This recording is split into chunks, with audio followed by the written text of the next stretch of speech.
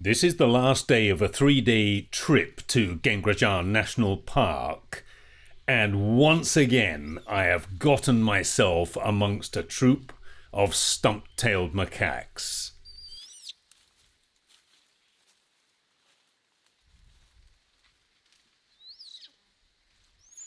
Kaeng Krachan is truly a wonderful wild forest.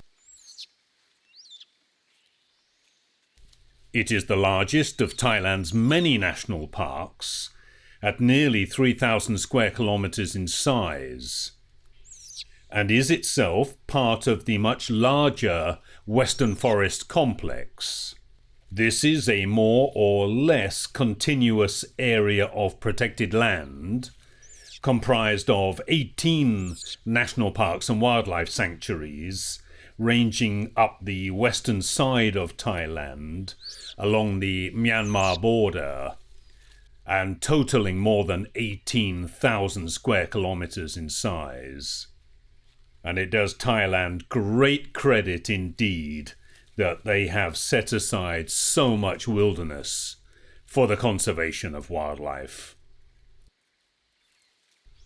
The reason that I mention all of this is because I sometimes get comments, particularly on the macaque videos, from people who perhaps think that this is some kind of semi-captive situation, or that I am personally raising these macaques, when in fact this is a truly wild forest and these are totally wild animals, albeit that they have become accustomed to having visitors around them. For me, this is absolutely the best way to experience nature. As always, I am delighted to see that there are many babies in this troop. Clearly, these macaques are flourishing under the protection of the rangers here.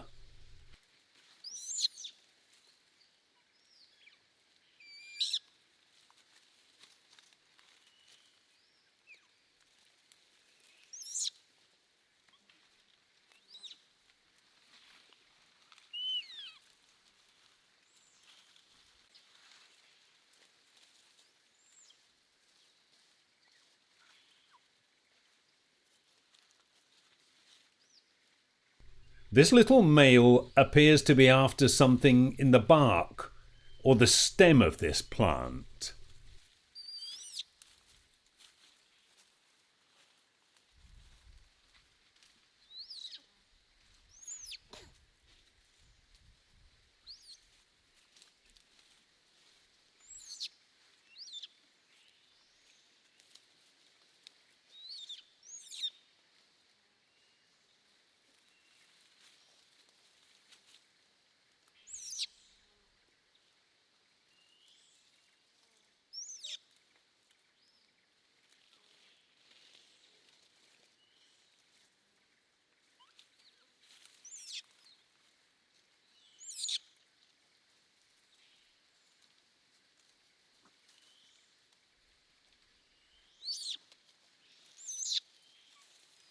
Plenty of adults around, keeping an eye on things, and I have to be a little careful of my positioning too, so as not to appear threatening to these macaques.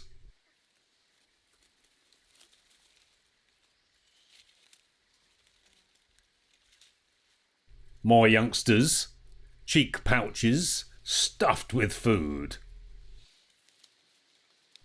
This is now the same troop, later in the afternoon. I have been elsewhere looking for snakes and other subjects, but I couldn't resist returning to the macaques. Very interesting to see how relaxed they are up in these bushes, presumably feeling much safer up off the ground, bearing in mind there are many leopards here in Kaeng Krachan, and surrounded by edible foliage and the security of their troop.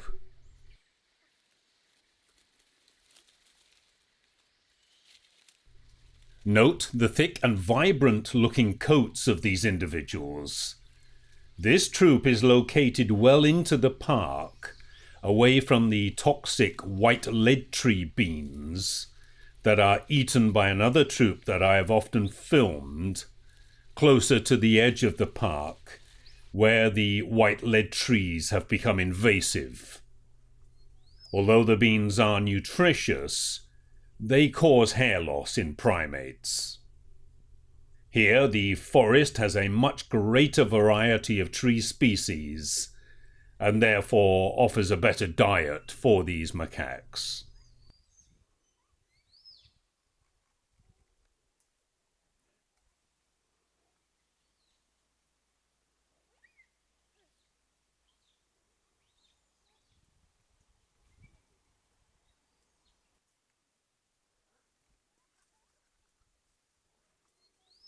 When I arrived here, I noticed some pith and peel on the track and saw that this very tall tree was laden with big fruit of some kind. Now I am fascinated to see that this big male is going after it. Look at the strength of this individual. Did he lose his nerve? Nope. He continues on up. And just look at his reward. Straight to the fruit that he has singled out.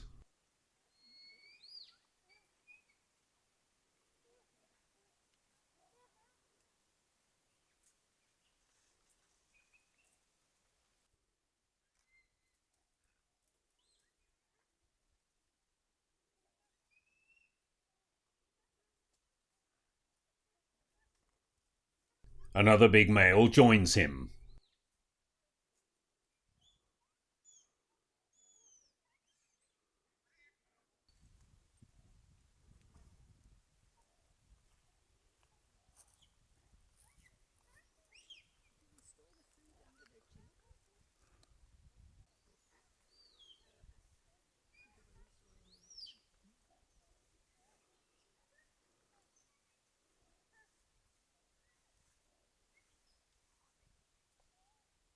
Back to our youngster.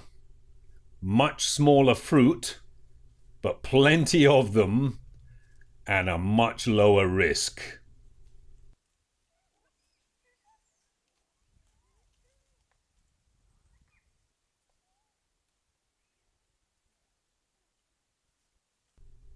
The question is, can she find a ripe one?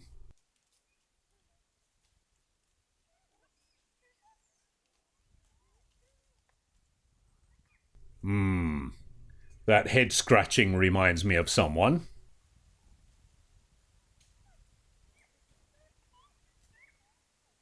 I mentioned the healthy hair in the macaques earlier, but this one looks very shabby. I am wondering if she has recently moved from the other troop that I mentioned. I assume there must be a method by which females, at least, can move between troops in order to reduce the possibility of inbreeding.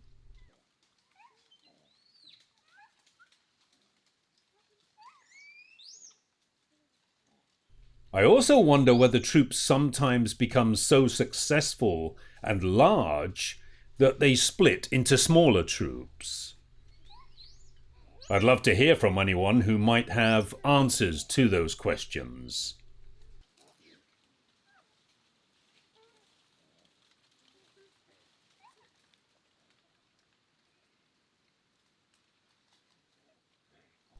Well, the light is fading somewhat, and I want to get to another location in the hope of seeing some of the nocturnal creatures of the park.